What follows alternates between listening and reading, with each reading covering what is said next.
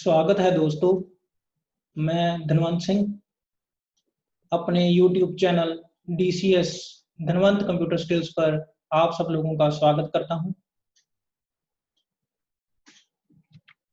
आप सब लोगों से निवेदन है कि आप मेरे चैनल DCS को सब्सक्राइब करें, वीडियो को लाइक करें, शेयर करें, बेल आइकॉन पर प्रेस करें ताकि आने वाले समय में मेरे नए वीडियोस आप सब लोगों तक पहुंच सकें। आज मैं जो टॉपिक आपके लिए लेकर आया हूं उसे हम बूटिंग या बूटिंग प्रोसेस बोलते हैं। When you switch on your computer system, जब आप अपने कंप्यूटर सिस्टम को ऑन करते हैं तो बैकग्राउंड में जो प्रोसेस परफॉर्म होती है उस प्रोसेस का क्या मतलब होता है, आज हम इस सब चीजों के बारे में डिस्कस करेंगे। बूटिंग प्रोसेस को डिस्कस करने से पहले कंप्यूटर सिस्टम से जुड़ी कुछ टर्म्स हैं जो आप सब लोगों को पता होनी चाहिए। अगर आप इन टर्म्स को समझ लोगे तो बूटिंग प्रोसेस को समझना आसान हो जाएगा। पहले हम वो टर्म्स जो हैं डिस्कस करते हैं। सबसे पहली टर्म होती है BIOS, basic input output system. यह एक छोटा सा प्रोग्राम होता है जो हमारी मदरबोर्ड पर एक चिप होती है जिसे CMOS चिप हम कहते हैं।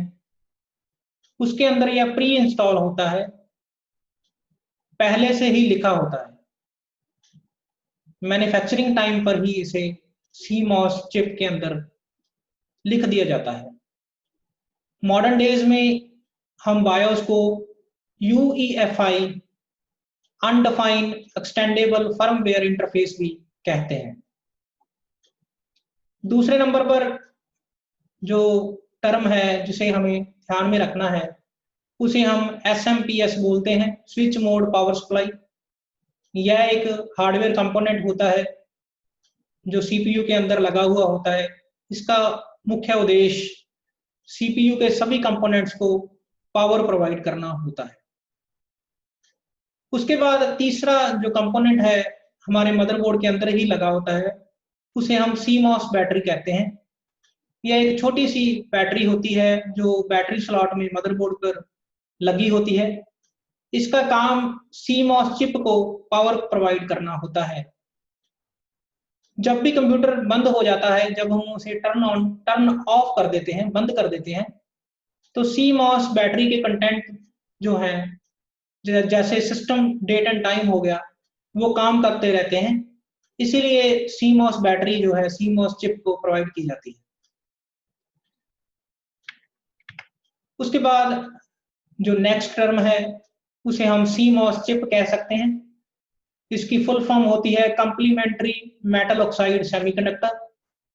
इसे हम रियल टाइम क्लॉक भी बोल सकते हैं और इसे हम रोम भी कहते हैं, रीड ओनली मेमोरी। यह जो चिप होती है प्री प्रोग्राम्ड होती है। मैन्युफैक्चरिंग के टाइम ही इसके अंदर प्रोग्राम जो है लिख दिए जाते हैं। बेसिकली CMOS चिप के अंदर बायोस इंफॉर्मेशन होती है, सिस्टम डेट एंड टाइम होता है, बूट सीक्वेंस इंफॉर्मेशन होती है।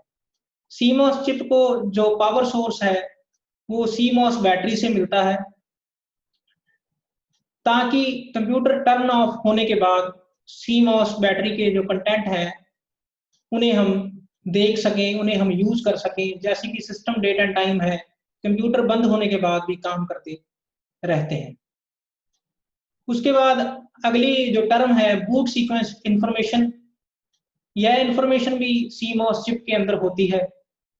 बूट सीक्वेंस इंफॉर्मेशन से हमें एक्चुअली ये पता चलता है कि हार्ड ड्राइव के कौन से पार्ट में हमारा ऑपरेटिंग सिस्टम जो है स्टोर किया हुआ है। हार्ड ड्राइव मीन्स हमारी जो सेकेंडरी मेमोरी है उसके कौन से पार्टीशन में हमारा ऑपरेटिंग सिस्टम है, जहां से उसे हम मेन मेमोरी में बूटिंग प्रोसेस के समय लोड करेंगे। उसके बाद अगली जो इंफॉर्मेशन होती है उसे हम मास्टर बूट रिकॉर्ड बोलते हैं। मास्टर बूट रिकॉर्ड का मतलब होता है जो बूटेबल हार्ड ड्राइव होती है उसका जो फर्स्ट सेक्टर होता है यानी फर्स्ट मेमोरी सेल होता है उसका एड्रेस जो है वो मास्टर बूट रिकॉर्ड में होता है। मास्टर बूट रिकॉर्ड बहुत ही इंपॉर्टेंट इंफॉर्मेशन होती है बूटिंग के लिए। मास्टर बूट रिकॉर्ड का ही एक और पार्ट होता है जिसे हम बूट लोडर बोलते हैं। बूट लोडर एक सिस्टम सॉफ्टवेयर होता है जो बूटिंग के समय ऑपरेटिंग सिस्टम को हार्ड ड्राइव से यानी सेकेंडरी मेमोरी से प्राइमरी मेमोरी में ट्रांसफर करता है, लोड करता है। हार्ड ड्राइव क्या होती है? बहुत ही इंपॉर्टेंट पार्ट है। इसे हम सेकेंडरी मेमोरी बोलते हैं। कंप्यूटर बंद होने के बाद, टर्न ऑफ होने के बाद जो हमारा ऑपरेटिंग सिस्टम है या जितने भी हमारे कंटेंट्स हैं वो सेकेंडरी मेमोरी में वापस स्टोर हो जाते हैं। इसके बाद आपको यह ज्ञान होना चाहिए कि बूटिंग क्या होती है। It is a process of transferring the operating system from computer systems hard drive into main memory of the computer system.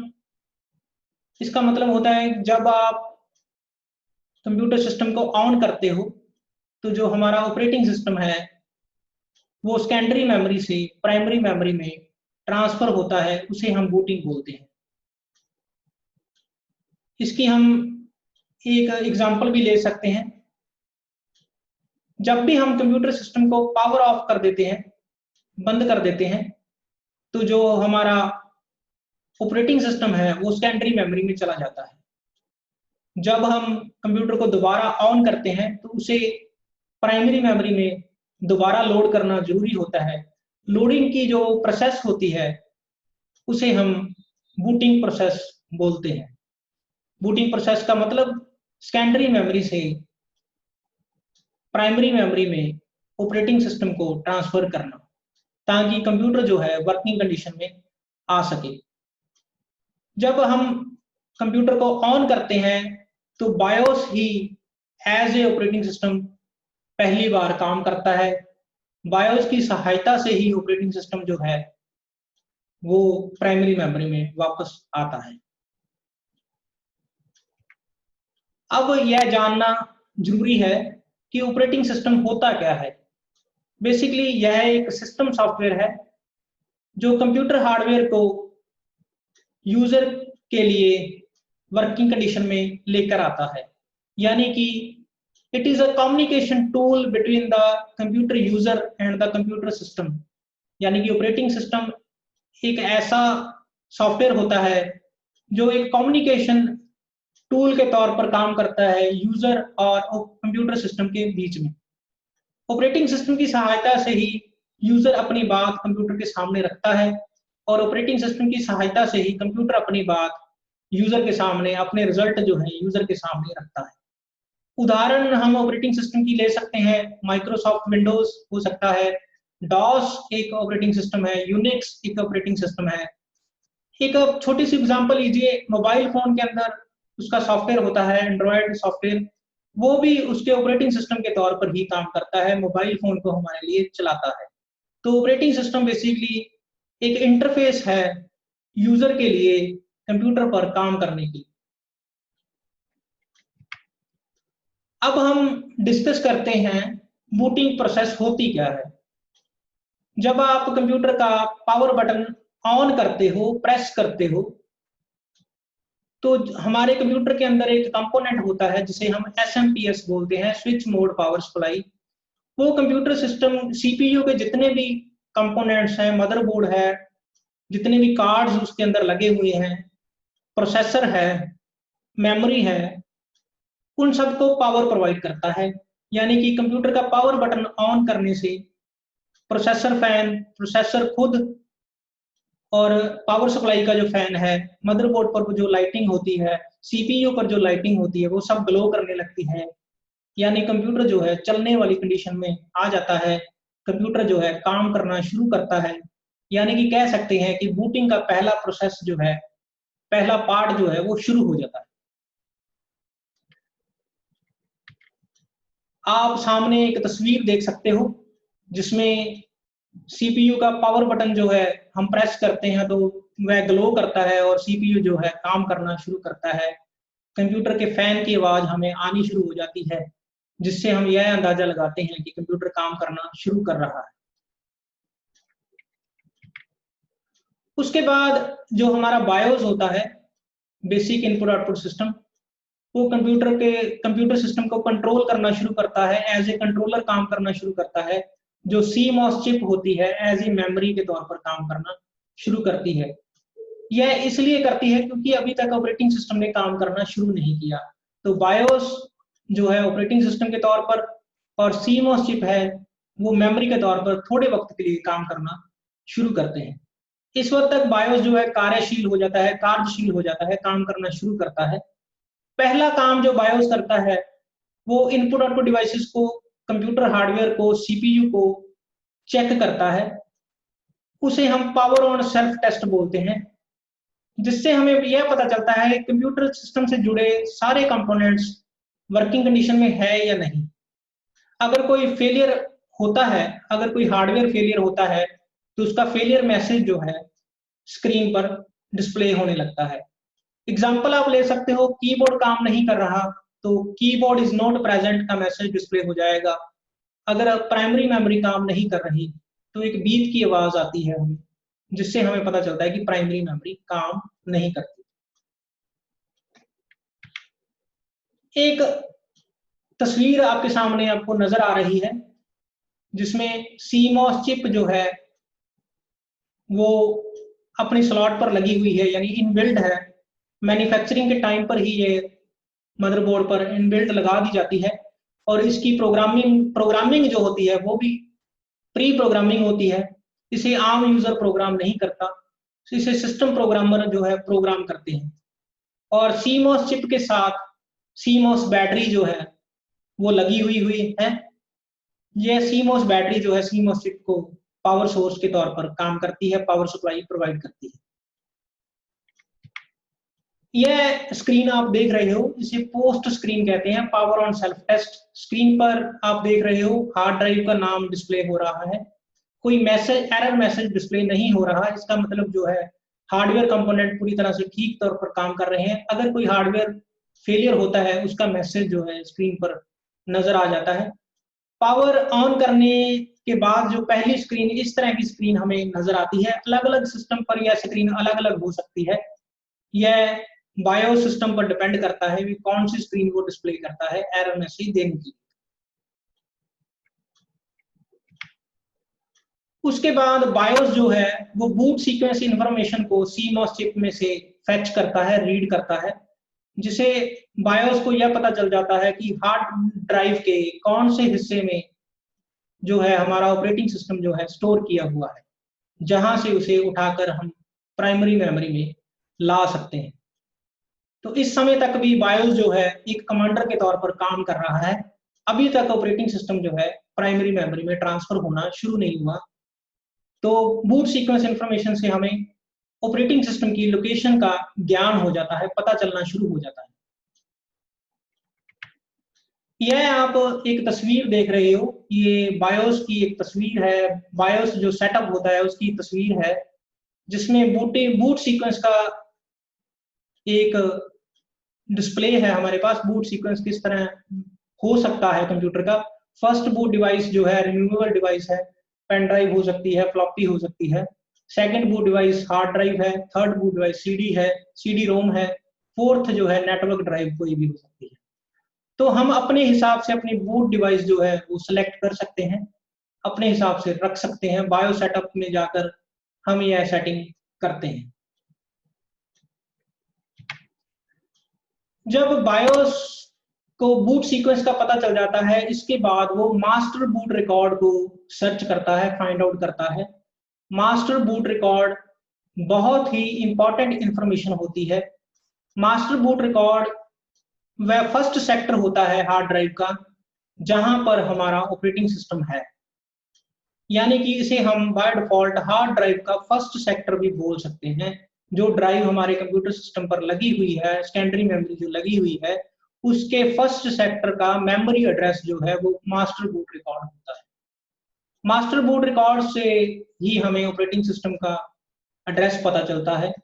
Master boot record जो है जब वह एग्जीक्यूट होना, यानी कि मास्टर बूट रिकॉर्ड का जब हमें पता चलता है तो हमें यह भी पता चल जाता है कि एक सिस्टम सॉफ्टवेयर बहुत ही इंपॉर्टेंट होता है बूट लोडर, उसका हमें पता चल जाता है। बूट लोडर एक ऐसा सॉफ्टवेयर होता है जो ऑपरेटिंग सिस्टम को सेकेंडरी मेमोरी से प्राइमरी मेमोरी में ट्रांसफर करेगा। उसका ज्ञान भी हमें मास्टर बूट रिकॉर्ड से पता चल जाता है, क्योंकि जो बूट लोडर होता है वो मास्टर बूट रिकॉर्ड का ही एक हिस्सा होता है। मास्टर बूट रिकॉर्ड क्या होता है? यह ऐसा सेक्टर है, मेमोरी सेक्टर है, जो हार्ड ड्राइव का स्टार्टिंग सेक्टर होता है, फर्स्ट सेक्टर होता है, यानी एक इनिशियलाइज पॉइंट होता है सेकेंडरी मेमोरी। यह एक तस्वीर आपके सामने आपको एक नजर आ रही है। यह मास्टर बूट रिकॉर्ड की एक पिक्चर आपके सामने डिस्प्ले की है, जिसमें आपको मास्टर बूट रिकॉर्ड का थोड़ा सा ज्ञान होगा। मास्टर बूट रिकॉर्ड जो है वो 512 यानी 512 बाइट्स का होता है। मास्टर बूट रिकॉर्ड का जो फर्स्ट पार्ट होता है इसे हम मैजिक नंबर बोलते हैं। यह 2 बाइट्स का होता है। मैजिक नंबर इसलिए रखा जाता है, अगर कंप्यूटर को पता लगे कि मास्टर बूट रिकॉर्ड करप्ट हो चुका है, खराब हो चुका है, तो हम मैजिक नंबर से उसे रिकवर कर सकते हैं। उसके बाद मास्टर बूट रिकॉर्ड में एक पार्टीशन टेबल होता है, जो हमारी हार्ड ड्राइव होती है उसकी जो पार्टीशन है जहां पर हमारा ऑपरेटिंग सिस्टम है, उसकी पूरी इंडेक्सिंग जो है इस पार्टीशन टेबल में होती है। उसके बाद हमारा बूट लोडर सॉफ्टवेयर होता है, जो कि हमारे ऑपरेटिंग सिस्टम को सेकेंडरी मेमोरी से प्राइमरी मेमोरी में लोड करता है। वो मास्टर बूट रिकॉर्ड का एक हिस्सा होता है। ओवरऑल जो लोडर होता है वो 446 बाइट्स का होता है, और जो मास्टर बूट रिकॉर्ड है वो 512 यानी 512 बाइट्स का होता है, और जो मैजिक नंबर है वो 2 बाइट्स का होता है, और जो पार्टीशन टेबल है वो 64 बाइट्स का होता है। यह जो इंफॉर्मेशन है यह फिक्स होती है, और यह बहुत ही इंपॉर्टेंट इंफॉर्मेशन होती है। मास्टर बूट रिकॉर्ड से ही हमें एग्जैक्ट लोकेशन जो है ऑपरेटिंग सिस्टम की पता चलती है।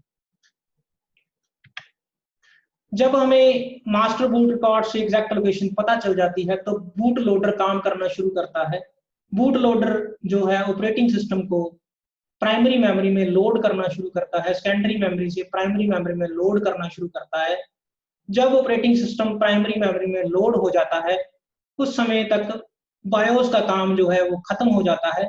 बायोस अपना कंट्रोल जो है सीपीयू पर से छोड़ देता है, और जो ऑपरेटिंग सिस्टम है सारी डिवाइसेस को ओवरऑल सीपीयू को कंट्रोल कर लेता है, यानी ऑपरेटिंग सिस्टम जो है वो पूरी तरह फंक्शन करना, काम करना शुरू कर देता है।